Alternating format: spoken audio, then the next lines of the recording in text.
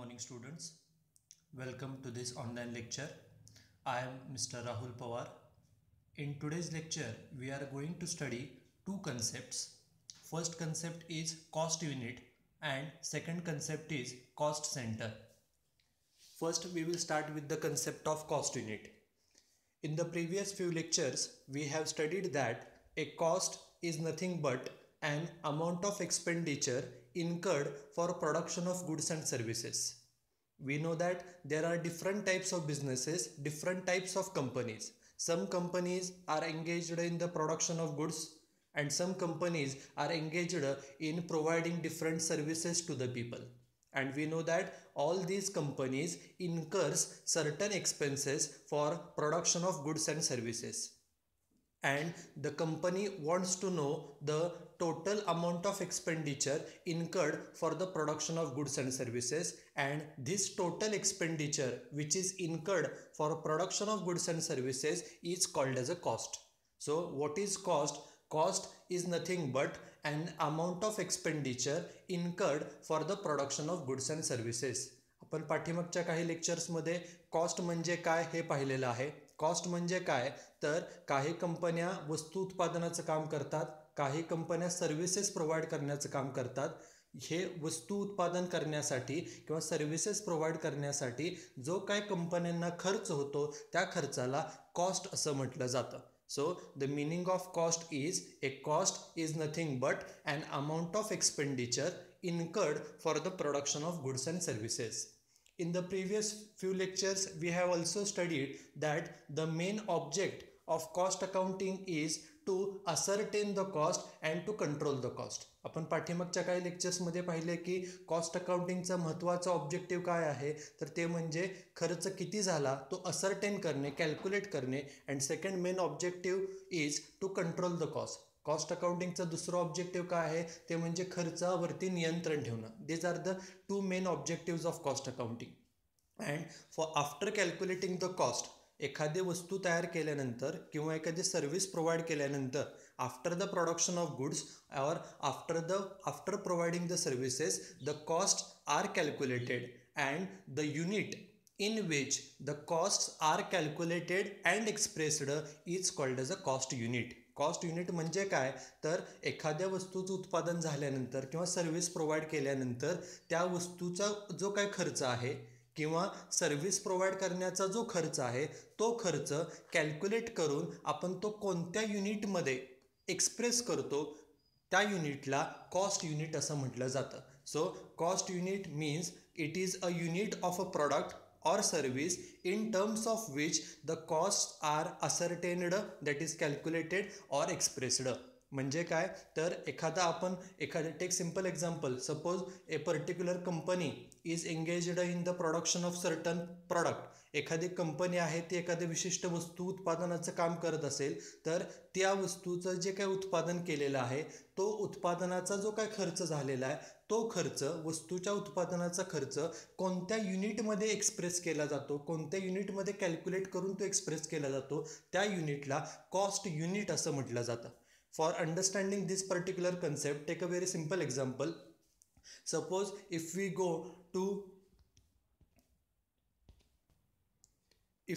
to any petrol pump and ask for the rate of petrol, then it will be 90 rupees per liter. It means the rate of petrol is expressed in terms of a liter. आपण जर एखाद्या petrol पंपावरती गेलो आणि पेट्रोलचा दर विचारला तर तो 90 रुपये पर लिटर आहे. म्हणजे पेट्रोल या वस्तूची जी काय प्राइस आहे ही लिटरमध्ये एक्सप्रेस केली जाते. त्याचबरोबर take another example. Suppose if we go to purchase a milk, then the rate of milk is near about 50 rupees per litre. म्हणजेच मिल्क ही जी आपण वस्तू खरेदी करतो, दूध खरेदी केल्यानंतर त्या वस्तूची जी किंमत आहे ती पर लिटरमध्ये एक्सप्रेस केली जाते. Take another example. If you go for purchasing any bike, then if you ask for the price of a bike, then it will be around 80,000 per bike. आपण जर एखादी बाईक परचेस करायला गेल्यानंतर बाईकचा रेट जर विचारला तर तो जो कोण सेल्समन आहे तो सांगेल की त्याचा दर हा 80,000 रुपये एवढा आहे. 80,000 पर बाईक. म्हणजे बाईक ही जी काय वस्तू आहे त्याची किंमत ही पर बाईक अशा पद्धतीने ती एक्सप्रेस केली जाते, सांगितली जाते. ओके, वेगवेगळे प्रॉडक्ट जे आहे देर are different types of product and the price of product is expressed in different units. The price of certain products are expressed in terms of kg. The price of certain products are expressed in terms of liter. The price of certain products are expressed in terms of dozen.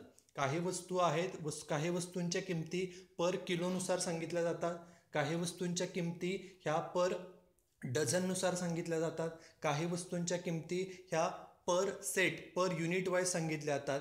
त्याच प्रकारे जे काही वस्तू आपण उत्पादन केलेले आहे त्या वस्तूची जी काही कॉस्ट आहे ती कॉस्ट आपण कोणत्या युनिटमध्ये एक्सप्रेस करतो, it is called as a cost unit. The simple meaning of cost unit is cost unit means a unit in terms of which the cost of a product and the cost of a services are ascertained and expressed.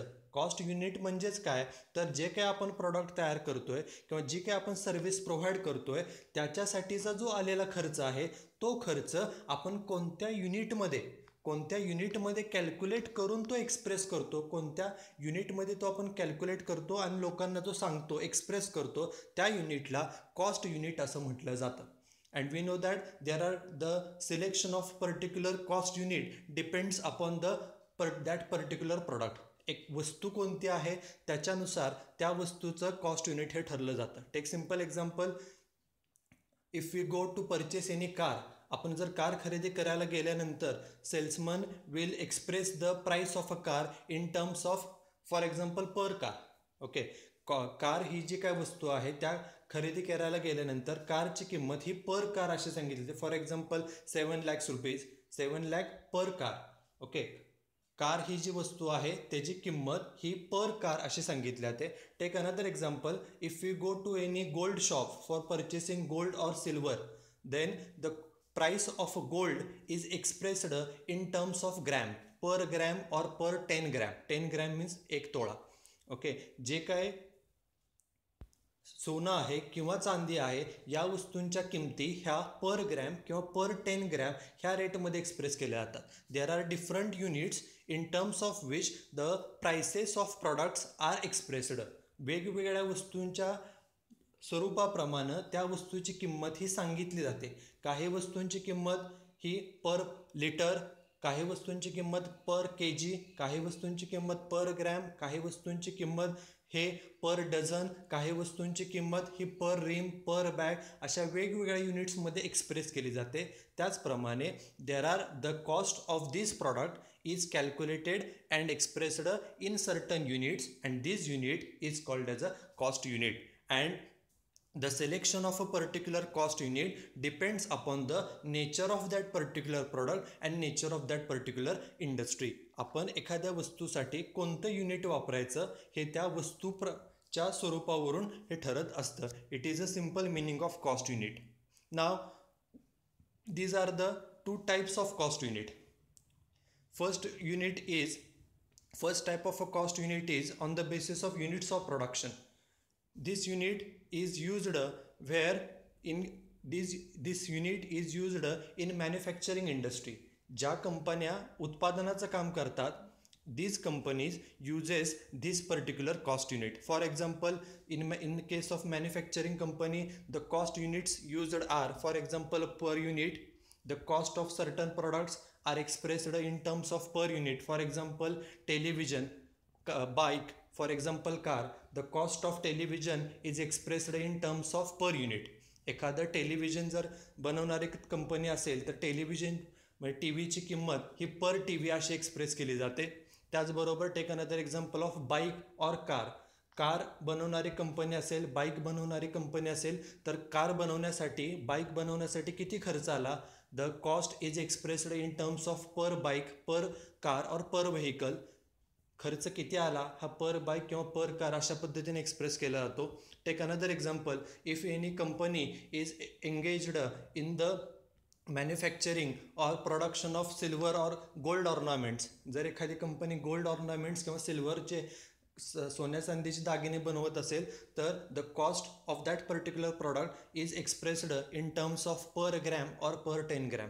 वस्तूची किंमत जी आहे, वस्तूचा जो खर्च आहे, cost आहे, ती पर gram किंवा पर 10 ग्रॅममध्ये कॅल्क्युलेट केली जाते आणि ती एक्सप्रेस केली जाते. So in case of manufacturing industries, the cost units used are, for example, per unit, per gram, per 10 gram, per ton, per kg, etc., etc. These are the different cost units used in the manufacturing industries. Then second type is in case of service industries.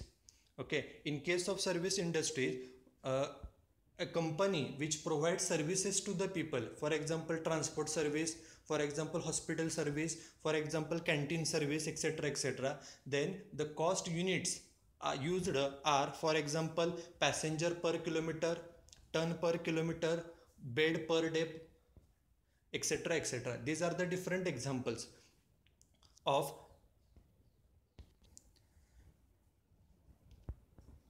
various cost units used in the service industries. Service इंडस्ट्रीमध्ये जे काही services लोकांना provide केल्या जातात, मग ते transport service असेल, hospital service असेल, कॅन्टीन सर्व्हिस असेल, याचा जो काय होणारा खर्च आहे तो खर्च पर पॅसेंजर किलोमीटर किंवा पर टन किलोमीटर किंवा पर बेड पर डे ह्या प्रकारे तो कॅल्क्युलेट करून एक्सप्रेस केला जातो. For example, take simple example, in case of a transport business, suppose a company is running a transport, passenger transport. एखादी जर पॅसेंजर ट्रान्सपोर्ट करणारी कंपनी आहे जी लोकांना एका ठिकाणावरून दुसऱ्या ठिकाणी नेते, जसं की बस ट्रान्सपोर्ट आहे. Okay, then these transport companies calculate their cost per passenger per kilometre. Means एका पॅसेंजरला, एका व्यक्तीला 1 किलोमीटर नेण्यासाठी, ट्रान्सपोर्ट करण्यासाठी किती खर्च येतो, ह्या प्रकारे कॉस्ट ही कॅल्क्युलेट केली जाते.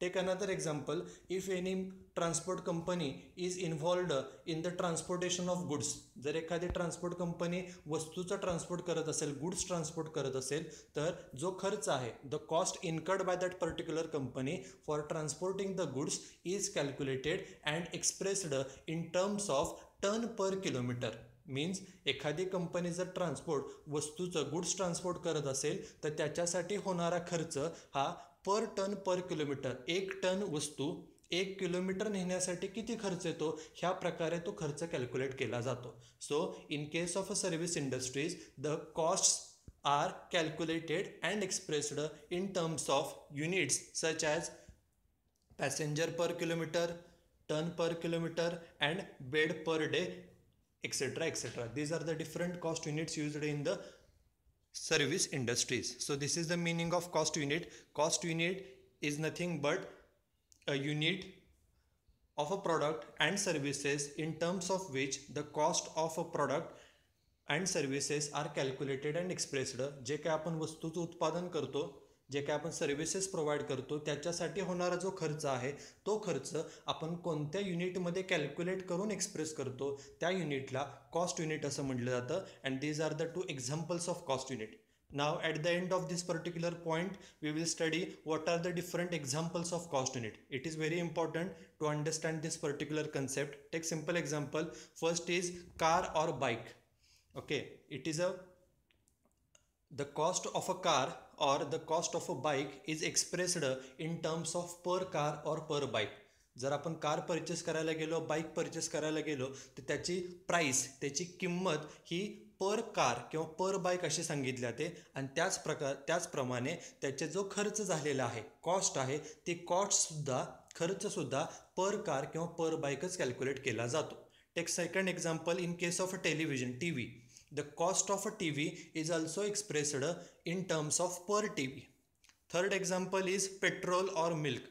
The cost of petrol and milk is also expressed in terms of a liter.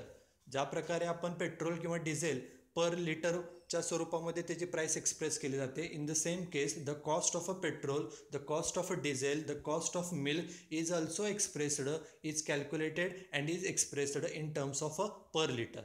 जे काय पेट्रोल आहे, डिझेल आहे, मिल्क आहे, याची जी कॉस्ट आहे ती कॉस्ट पर लिटर ह्या युनिटमध्ये कॅल्क्युलेट करून ती एक्सप्रेस केली जाते. Take another example of gold. We know that the prices of gold are expressed in terms of per gram or per 10 gram. Per 10 gram means 1 तोळा. Okay, ज्या प्रकारे gold आणि गोल्डच्या किंमत मीन्स प्राईस ही पर ग्रॅम किंवा पर 10 ग्रॅममध्ये एक्सप्रेस केली जाते. त्याच प्रकारे त्याचा जो खर्च आहे, कॉस्ट आहे, ती सुद्धा पर ग्रॅम किंवा पर 10 ग्रॅम ह्या प्रकारे तो एक्सप्रेस केला जातो. Take another example of transport. ट्रान्सपोर्टमध्ये if any company is engaged in passenger transport, then cost is calculated in terms of per passenger per kilometer. एका पॅसेंजरला 1 किलोमीटर नेण्यासाठी किती खर्च येतो ह्या प्रकारे कॉस्ट कॅल्क्युलेट केली जाते. Take example of hospital. In hospital the cost is calculated in terms of per bed per day. एक व्यक्तीला एका दिवसासाठी एका बेडचं रेंट किती ह्या प्रकारे तो खर्च जो आहे तो कॅल्क्युलेट केला जातो. So there are different cost units and the selection of a cost unit depends upon that particular product. Take another few example. If we go to any shop for purchasing sugar, okay, and if we ask for the price of sugar, then the particular owner will tell us that the price of sugar is 40 rupees per kg. Sugar ही जे काय वस्तू आहे त्या वस्तूची किंमत ही 40 रुपये पर kilo अशी सांगितली जाते. Means the price of that particular product is expressed in terms of per K G. Okay, so the cost is also calculated in terms of K G or in terms of a ton. काही वस्तूंच्या किमती ह्या पर K G, पर litre, पर dozen अशा प्रकारे express केल्या जातात. त्याचप्रमाणे त्याची जी कॉस्ट आहे, the cost are also calculated and expressed in such type of different cost units such as per gram, per 10 gram, per litre, per K G, per dozen, okay, per bag, etcetera etcetera, or per unit etcetera. These are the different examples of a cost unit. So this is the first concept, the concept of cost unit. Now the second concept which we are going to study is cost center. It is also one another important concept of our syllabus. Now question is, what is cost center? We have already studied the meaning of cost and we have seen that the cost is nothing but an amount of expenditure incurred for production of goods and services. एखादी वस्तू उत्पादन केली असेल, service provide केली असेल, तर वस्तू उत्पादनासाठी, सर्व्हिस प्रोव्हाइड करण्यासाठी किती खर्च आला तो खर्च तो खर्चाला कॉस्ट असं म्हटलं जातं. And after that we have also studied that the basic objective of cost accounting is to ascertain the cost and to control the cost. Second objective is also important, to control the cost. We know that each and every business is started with an intention of earning maximum profit. Okay, and for earning maximum profit, the costs, that is the expenses of the business, has to be controlled. आपल्याला माहिती आहे की कुठलाही business असेल, कुठलाही व्यवसाय असेल, हा प्रॉफिट मिळवण्यासाठी चालवलेला असतो आणि जास्तीत जास्त प्रॉफिट मिळवण्यासाठी the business has to control on its expenses. बिझनेसला जे काही त्यांचे खर्च आहेत त्या खर्चावरती नियंत्रण ठेवावं लागतं.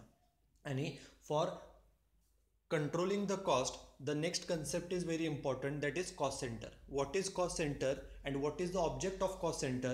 Cost center means it is a location means ठिकाण, or a person means व्यक्ती, or an item of equipment means for example machinery, or a group of these for which the cost may be ascertained and used for cost control.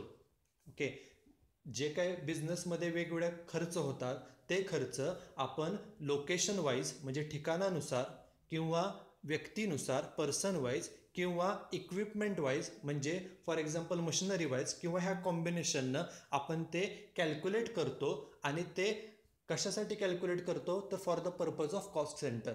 Means the expenses of the business are classified on the basis of location, on the basis of person, on the basis of equipment. आणि हे classification, खर्चाचं classification, जे काही बिझनेसचे जे काही वेगवेगळे खर्च आहेत त्या खर्चाचं क्लासिफिकेशन आपण लोकेशन वाईज, पर्सन वाईज किंवा इक्विपमेंट वाईज आपण जे क्लासिफिकेशन करतो आणि खर्च कॅल्क्युलेट करतो. लोकेशन वाईज खर्च, पर्सन वाईज खर्च किंवा इक्विपमेंट वाईज खर्च आपण कॅल्क्युलेट करतो. त्याचा ऑब्जेक्ट काय, हे क्लासिफिकेशन कशासाठी केलं जातं तर for the purpose of cost control. जो काय खर्च आहे तो खर्च कंट्रोलमध्ये करण्यासाठी we calculate the cost on the basis of location, on the basis of person, on the basis of equipment, and it is called as a cost centre.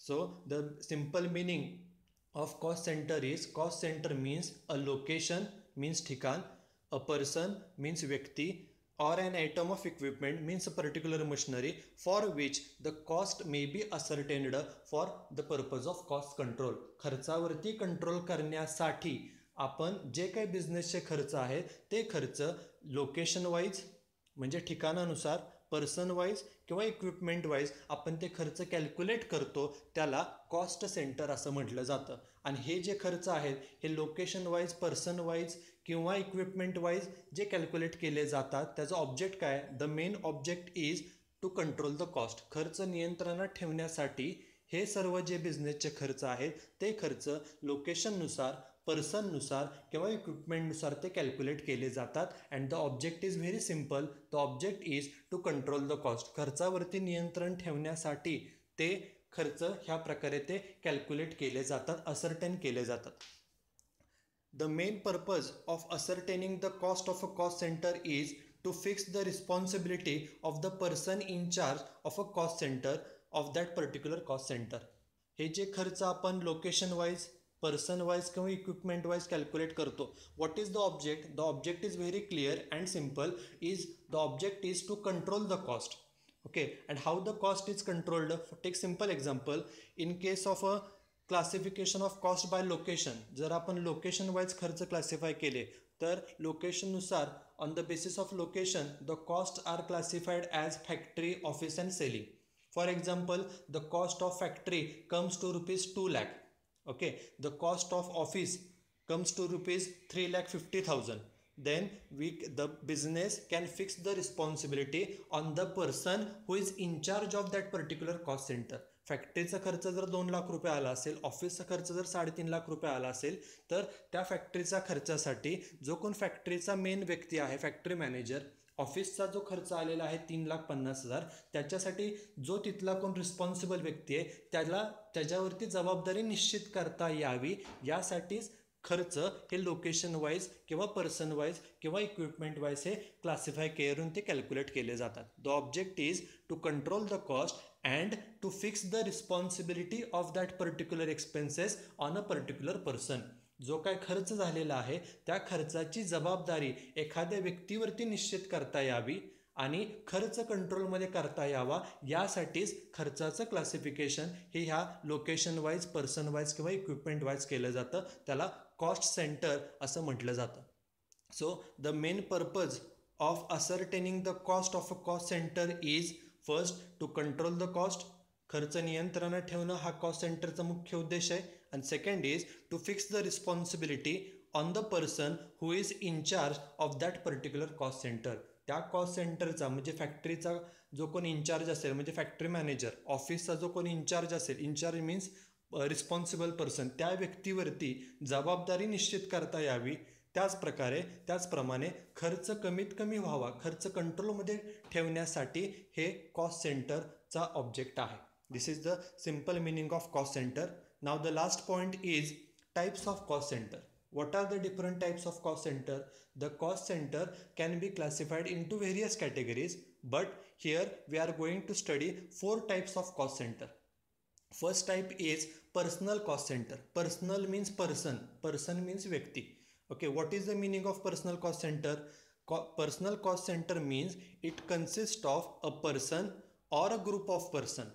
म्हणजे जर एखाद्या कंपनीमध्ये पर्सन वाईज, व्यक्तीनुसार किंवा व्यक्तींच्या ग्रुपनुसार जर खर्च कॅल्क्युलेट केला तर त्याला पर्सनल कॉस्ट सेंटर असं म्हटलं जातं. Person wise, the person wise cost are calculated. For example, cost per machine operator, salesman, foreman, driver, these are the different persons working in the business. एखाद्या कंपनीमध्ये मशीन ऑपरेटर करणारा operator असेल, वस्तू विकणारा salesman असेल, फोरमन म्हणजे supervisor असेल किंवा गाडीचा ड्रायव्हर असेल, हे सर्व व्यक्ती काम करत असतात.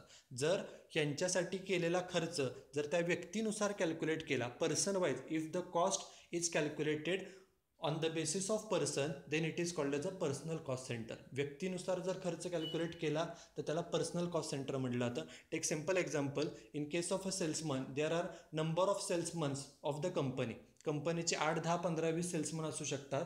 प्रत्येक सेल्समननुसार जर खर्च कॅल्क्युलेट केला तर त्याचा ऑब्जेक्ट काय, त्याचा बेनिफिट काय? The benefit is very clear. The company can know how much amount is spend on particular salesman, प्रत्येक सेल्समनवरती किती खर्च केलेला आहे हे कंपनीला कळू शकतं आणि त्या व्यक्तीवरती एवढा खर्च केलेला असल्यामुळं we can fix the responsibility on that particular salesman. त्या व्यक्तीवरती आपण प्रत्येक व्यक्तीनुसार प्रत्येक सेल्समननुसार खर्च आपण कॅल्क्युलेट केल्यामुळे कुणावरती किती खर्च झाला हे आपल्याला सहजपणे फाइंड आउट करता येऊ शकतं and we can easily fix the responsibility on that particular salesman. त्या व्यक्तीवरती तेवढ्या खर्चाची जबाबदारी निश्चित करता येते आणि त्या सेल्समनला सुद्धा हे माहीत असतं की आपल्यावरती किती खर्च केलेला आहे हे कंपनी रेकॉर्ड ठेवते, त्यामुळं खर्चसुद्धा हे कमी कंट्रोलमध्ये ते ठेवता येऊ शकतात. This is the simple object and simple benefit of cost centre. This is personal cost centre. Second type of a cost centre is impersonal cost center. Personal means person wise and impersonal cost center means it consists of a location means ठिकाण, equipment means machinery or a group of these. म्हणजे व्यक्ती सोडून तुम्ही इतर कोणत्या प्रकारे जर खर्च कॅल्क्युलेट करत असाल लोकेशननुसार म्हणजे ठिकाणानुसार, for example factory, for example office, for example sales means location wise cost centre, or equipment means machinery, okay, for example machine, for example delivery van, etc. The cost can be calculated on the basis of location, for example factory cost, office cost and selling and distribution cost, and when the costs are calculated on this particular basis it is called as a impersonal cost center. This is second type of a cost center. Then the third type of a cost center is production cost center. The meaning is very simple. Production cost center means it is a center where the actual production activity takes place. ज्या ठिकाणी actual वस्तू उत्पादनाचं काम केलं जातं, वस्तू तयार केल्या जातात, त्याला प्रोडक्शन कॉस्ट सेंटर असं म्हटलं जातं.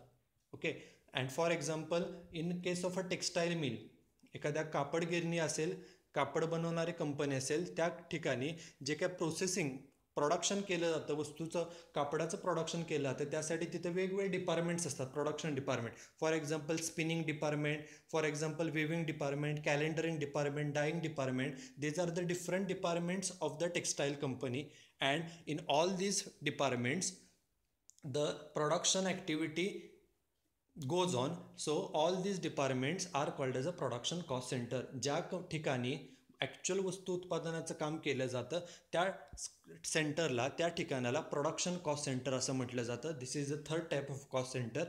And last type of a cost centre is service cost centre. Okay, what does the service cost center does? The service cost center provides different services to the production cost center and to other departments of the business. बिझनेसमध्ये जे काय आपलं production department आहे किंवा जे इतर departments आहेत ह्यांना सर्व्हिस देण्यासाठी, ह्यांना सर्व्हिस प्रोव्हाइड करण्यासाठी सर्व्हिस कॉस्ट सेंटर असतं. आणि ह्या जे काय सर्व्हिस प्रोव्हाइड करणारे डिपार्टमेंट्स आहेत, मग त्यामध्ये पॉवर हाऊस डिपार्टमेंट असेल, रिपेअर्स अँड मेंटेनन्स डिपार्टमेंट असेल, पर्सोनल डिपार्टमेंट असेल. These are the different cost centers, service cost centers which provide services to the production department and to other department. आपल्या कंपनीमध्ये जे प्रोडक्शन ज्या ठिकाणी चालू आहे त्या प्रोडक्शन डिपार्टमेंटला किंवा बाकीच्या सर्व डिपार्टमेंट्सला ज्या सर्व्हिसेस लागतात, सेवा लागतात, त्या सर्व्हिसेस प्रोव्हाइड करण्यासाठी कंपनीमध्ये पॉवर हाऊस म्हणजे इलेक्ट्रिसिटीशी रिलेटेड डिपार्टमेंट असतं, रिपेअर्स आणि मेंटेनन्स काय करावं लागलं त्यासाठी डिपार्टमेंट असतं, त्याचप्रकारे पर्चेसिंग करण्यासाठी पर्चेस डिपार्टमेंट असतं, ह्युमन रिसोर्स प्रोव्हाइड करण्यासाठी पर्सनल डिपार्टमेंट असतं. हे सर्व डिपार्टमेंट प्रोडक्शन डिपार्टमेंटला आणि इतर डिपार्टमेंटला सर्व्हिसेस प्रोव्हाइड करतात. So a cost center which provides services to other departments is called as a service cost center. These are the 4 types of cost center. So that's it for today's lecture. In today's lecture we discussed 2 concepts. First concept we studied is cost unit, and second concept which we have just studied is cost center. We have seen the meaning of cost unit, different types of cost unit and different examples of cost unit, and just we have concluded with the concept of cost center. And in this particular concept of cost center we studied the meaning of cost center, what are the different objects of cost center, and lastly we studied the different types of cost center. So that's it for today's lecture. I hope that you understood these 2 concepts very well. Thank you very much.